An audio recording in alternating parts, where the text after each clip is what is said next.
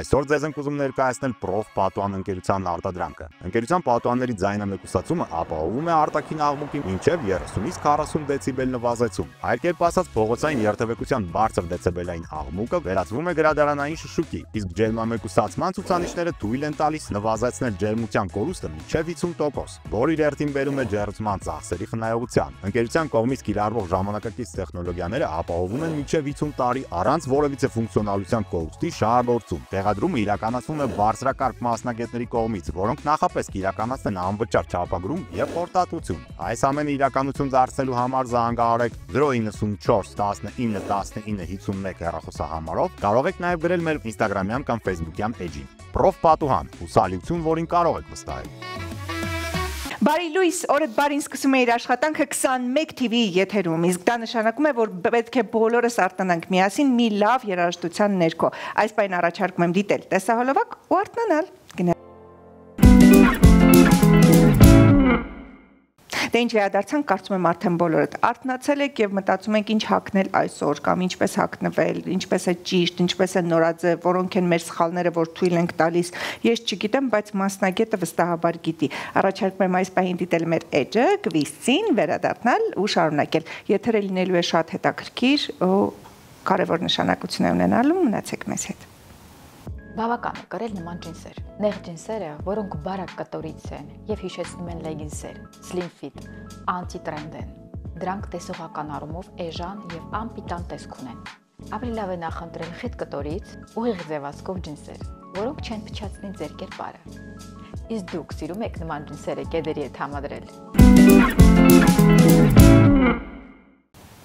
Շնորհակալություն կվիզին, իսկ ես շարունակեմ ու նշեմ, որ եթերի կարևորագույն հատվածն է, երբ պետք է ներկայացնեմ այսօրվա հյուրին, եւ այսպես մեր հյուրն է պատմական գիտությունների թեկնածու, հնագետ, ուրարտագետ Միքայել Բադալյանը։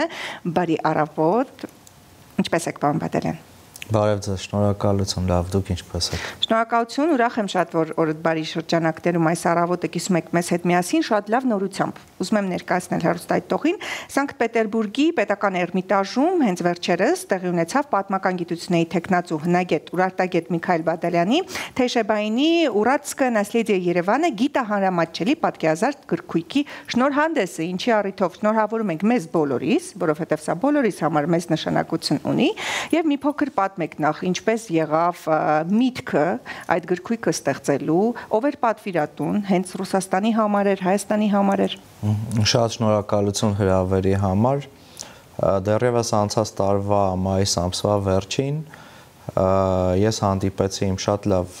բարեկամներին Հասմիկին Չախմախչյան եւ Արաքսիային Մուշեղյան, ովքեր ներկայացնում են Artis Futura ֆոնդը։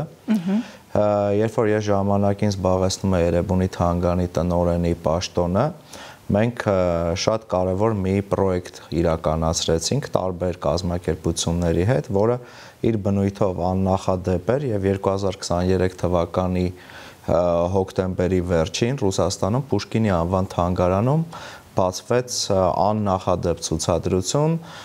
«Государство Урарту, Наследие древней Армении» խորագրով ցուցադրություն, որը 3 ամիս տևեց, որտեղ ներկայացված էր Ուրարտուի Արարատի թագավորության ժառանգությունը Հայաստանի տարբեր թանգարաններից, Ռուսաստանի առաջատար թանգարաններից։ Ես պատիվ ունեի լինեի այդ ցուցադրության այսպես համակարգողներից մեկը, կուրատորներից մեկը, եւ Artis Futura-ի հետ շատ ջերմ, քանի որ գլխավոր կազմակերպիչն իրանք են, շատ ջերմ հարաբերություններ էր ստեղծվել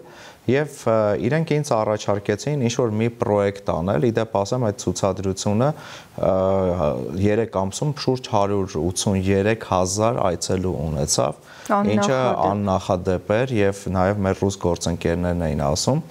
եւ իրենք ինձ առաջարկեցին ինչ-որ մի պրոյեկտ անել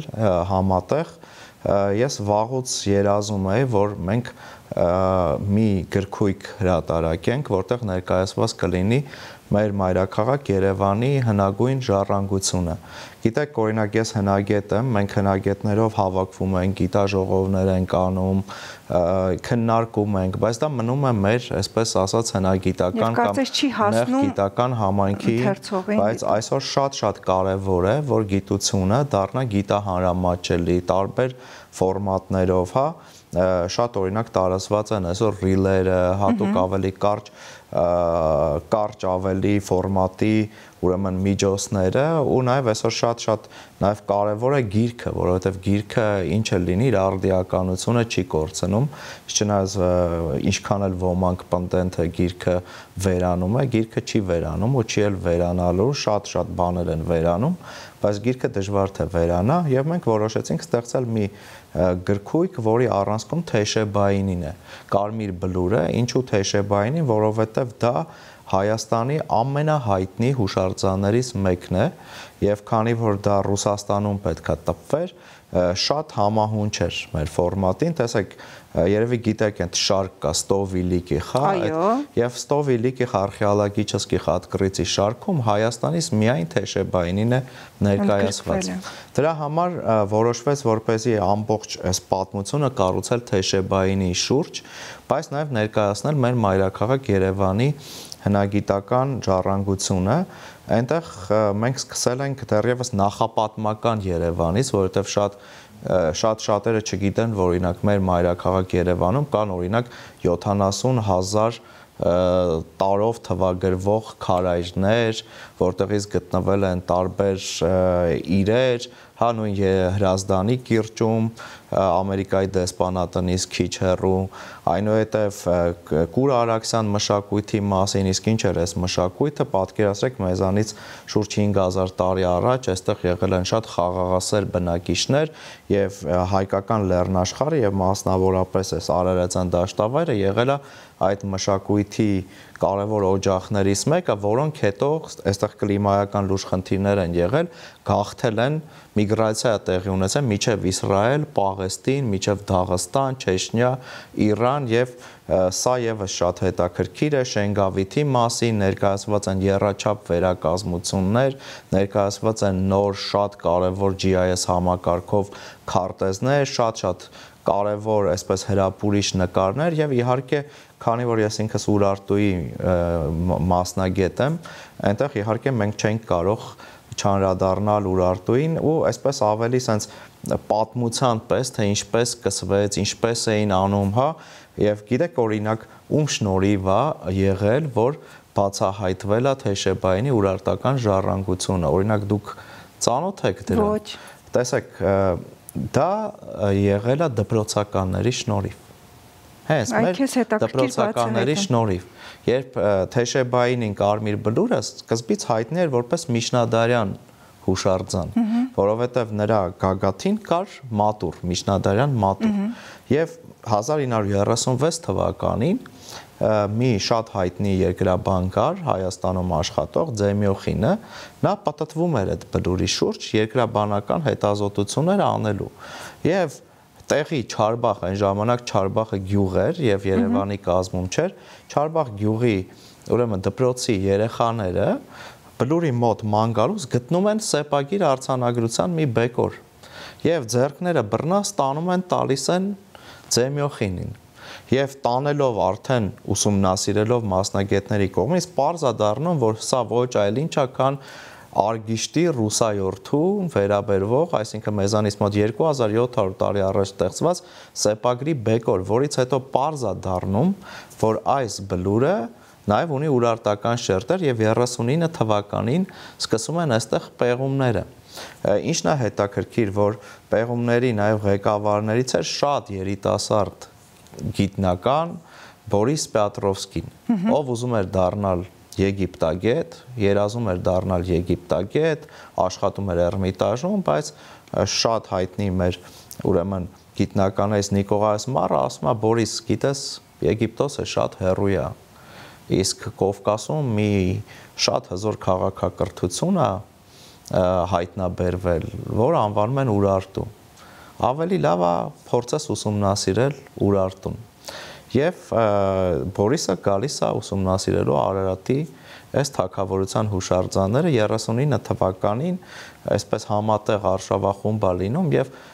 պատկերացրեք պեղումների սկզբում Բորիսի բախտը թվում է թե չբերեց, որովհետև հորդառատ անձրև է գալի։ Եվ հորդառատ անձրևից հետո նա տխուր, բայց անձրևից հետո, եթե դու ունես աղյուսներով պատը եւ հողը սկսելու են տարբերվել։ Եվ պատը եւ հողը սկսում են տարբերվել եւ սկսում են ինքնաթիռով նկարել, իրականացնելով Հայաստանի Հանրապետությունում առաջին հնագիտական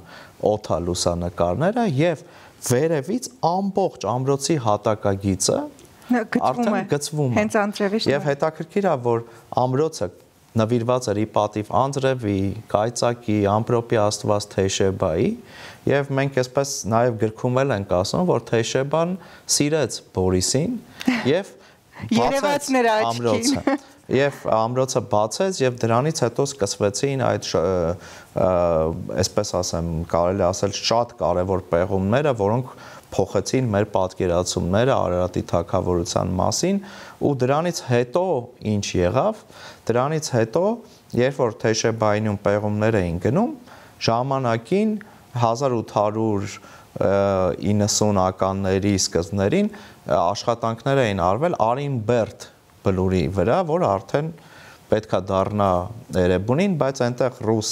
հնագետները այդքան հաջողության չէին հասել, միայն մի գյուղացի Պապակ Տեր-Ավետիսովը ժամանակին այնտեղից սեպագիր էր գտել, բայց հաջողության չէին հասել եւ ահա այս պեղումների շնորհիվ Կարմիր բլուրի ուղարկում են մի փոքրիկ ջոկատ 40-ականների վերջերին կրկին այս բլուրը ուսումնասիրելու եւ 50 թվականին 1950 թվականին ուսանող Ռաֆիկ Ռաֆայելյանը սկսում է տեսնում է, որ բացում է ինքը ինչ-որ մի շատ հետաքրքիր քար, որի վրա սեպագիր է եւ պարզվում է, որ Ռաֆիկ Ռաֆայելյանը բացել է Երևանի ծննդյան վկայականը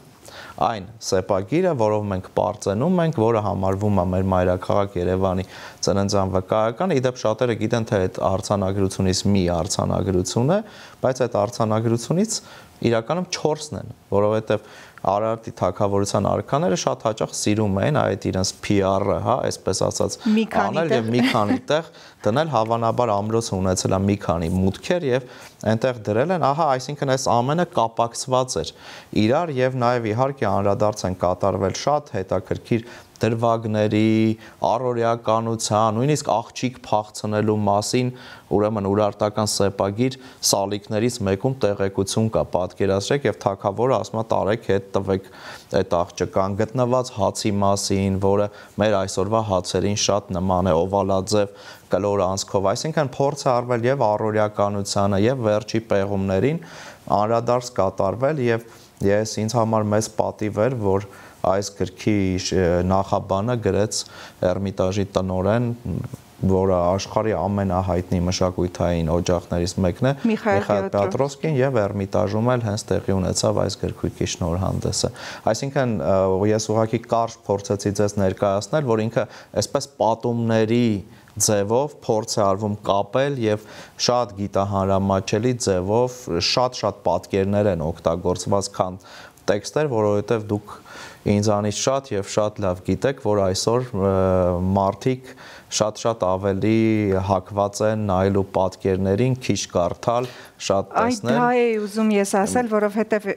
ցավալի իրականություն է, բայց քիչ ենք կարդում, շտապում ենք, ամեն ինչը նայում ենք թերթելով եւ արագ ու այս ժամանակահատվածում ստեղծել մի գրքույկ, որը կգրավի ու կկարողանա այնպես մոտենալ մարդուն, որ ինֆորմացիան տեղ հասնի, իմանա, օրինակ հենց հիմա ինձ համար այսօր մեր առավոտյան ծրագրում զրույց չէր, սա ինձ համար դաս էր, որ ես մեծ հետաքրքրությամբ լսում էի, թե ինչպես եք պատմում ու ինձ համար նոր ինֆորմացիաներ բացահայտում, կարծում եմ մեր հեռուստատիտողի համար էլ, ահա այս գրքույկը ինչպես է ձևակերպված, այսինքն ավելի շատ նկարազարդումներ են, պատկերներ են։ Այո, Անահիտ ջան, այնտեղ մենք հատուկ շեշտը դրել ենք շատ փոքրիկ տեքստերի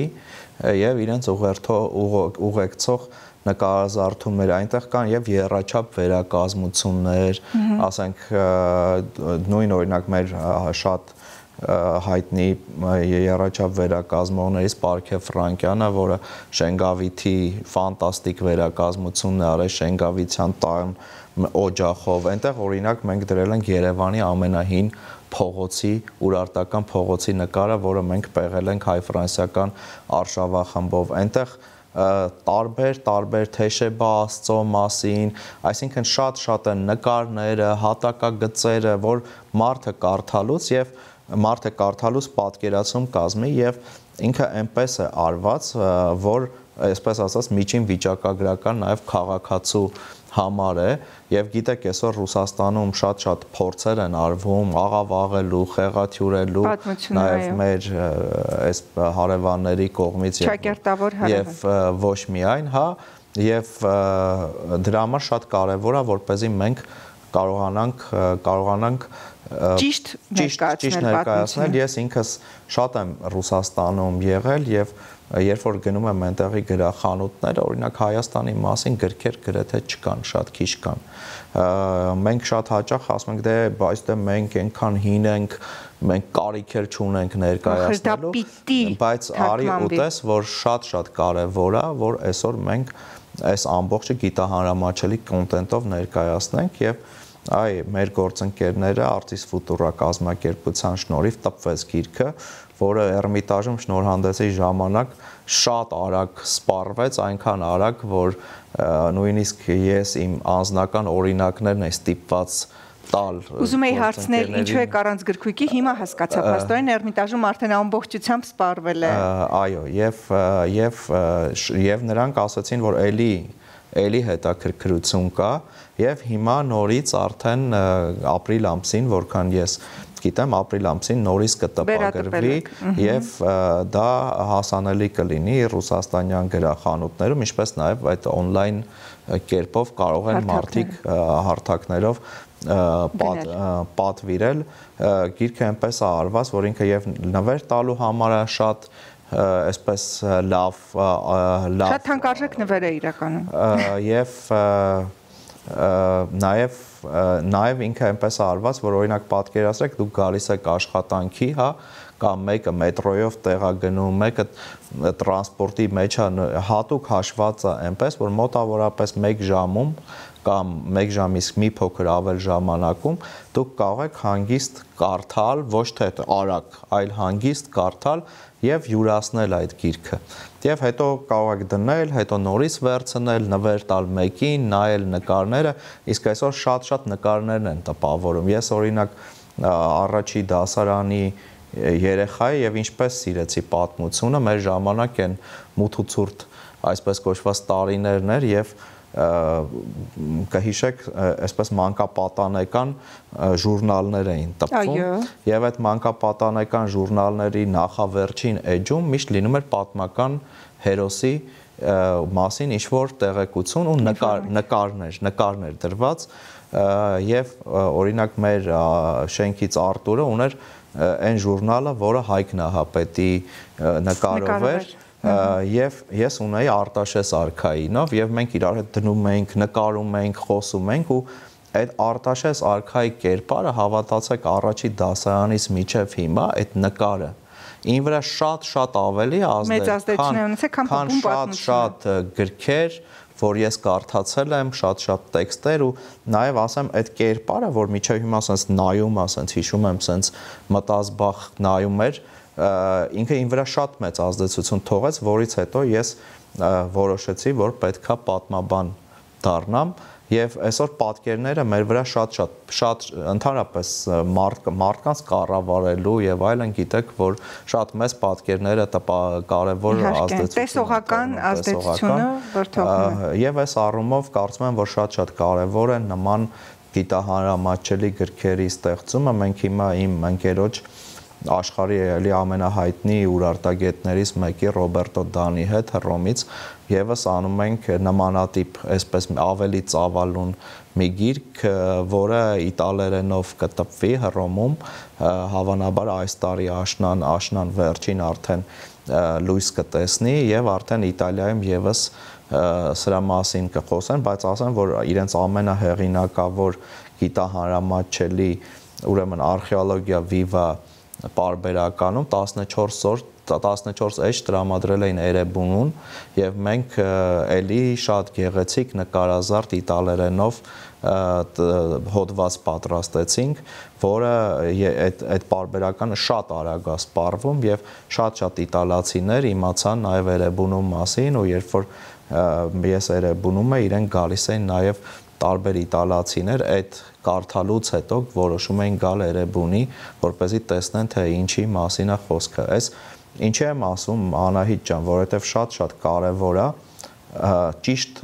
աշխատել։ Ես օրինակ Վարշավայում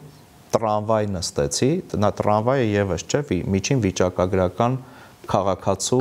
տրանսպորտային միջոց է։ Եվ այդ տրամվայում շատ հրապուրիչ, շատ գեղեցիկ մի պաստառ էր եւ պատկերացրեք օրը ինչքան մարդ է տեսնում, որտեղ հրավիրում էին այցելել Վրաստան։ Այսինքն տրամվայում մեր վրացի գործընկերները աշխատել էին եւ այնտեղ Վրաստանի պատմական ժառանգություններ, նաեւ այսպես հանգստի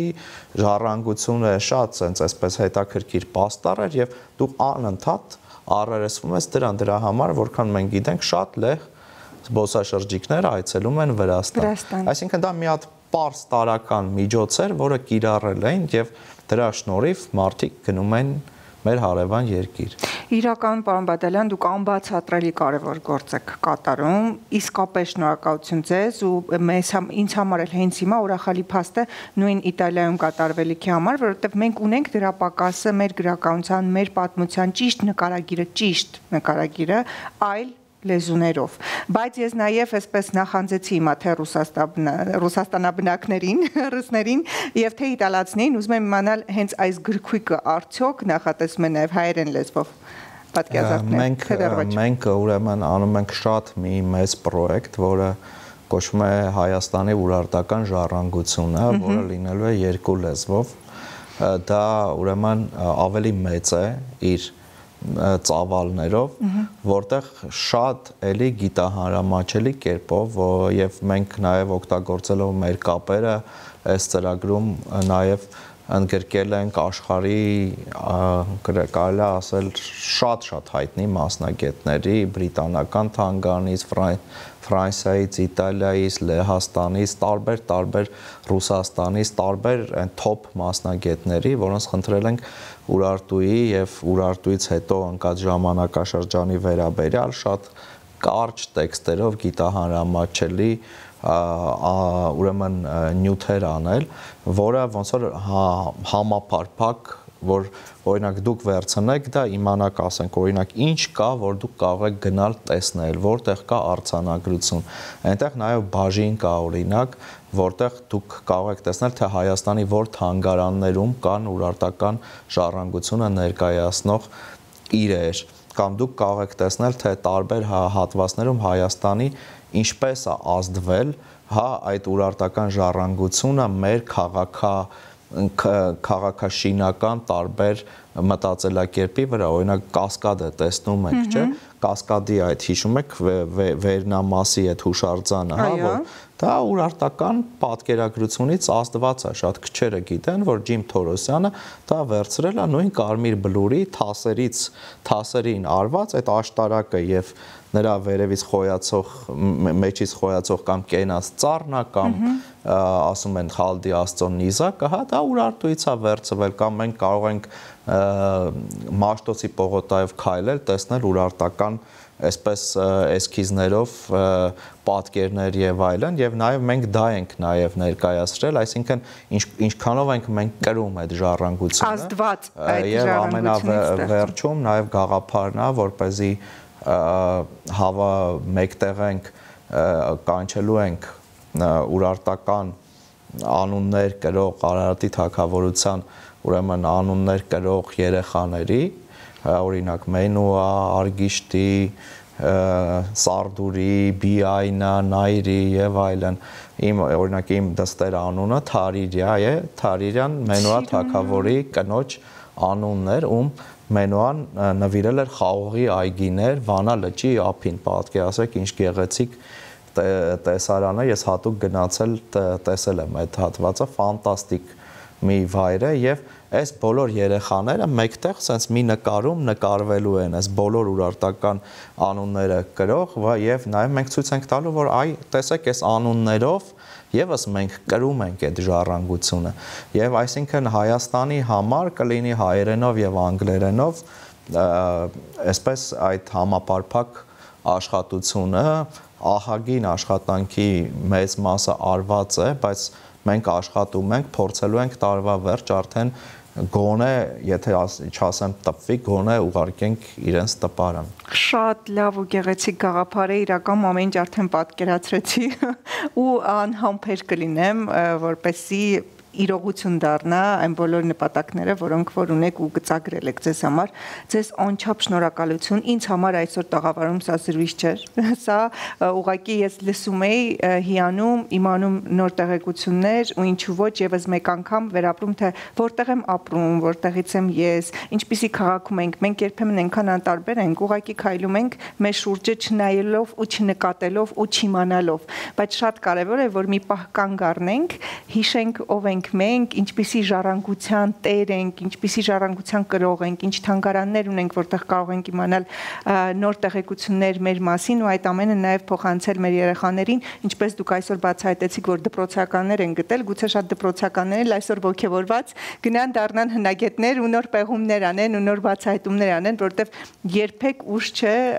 գնալու պատմության հետքերով ու ողջևորվելու։ Ձեզ անչափ շնորհակալ եմ, անսահման շնորհակալ եմ ձեր կատարած աշխատանքի համար, կարևոր աշխատանքի համար, ոչ միայն հայրենիքում, այլ նաև Հայաստանի սահմաններից դուրս։ Ես հիշեցնեմ մեր հյուրներ պատմական գիտությունների թեկնածու հնագետ Ուրարտագետ Միքայել Բադալյանը եւ պարզապես հայրենասեր մարդ։ Շնորհակալություն ձեզ։ Ձեզ շնորհակալություն։ Այսօրվա համար նախատեսել եմ այսքանը, գնացեք կարդալու, այո, ինչպես նշեց մեր հյուրը, երբեք գիրքը չի հնանում, ճիշտ է, երբ հեռուստատեսությունը ստեղծվեց, ասացին, որ դե մի քիչ կգնա ետին պլան, բայց ոչ։ Հիշեք, որ գիրք կարդացողները միշտ ղեկավարում են հեռուստացույց դիտողներին, ու շատ կարդացեք։ Այսօրվա համար այսքանը, ձեզ հետ Անահիտ Կիրակոսյանն էր, մնացեք բարով։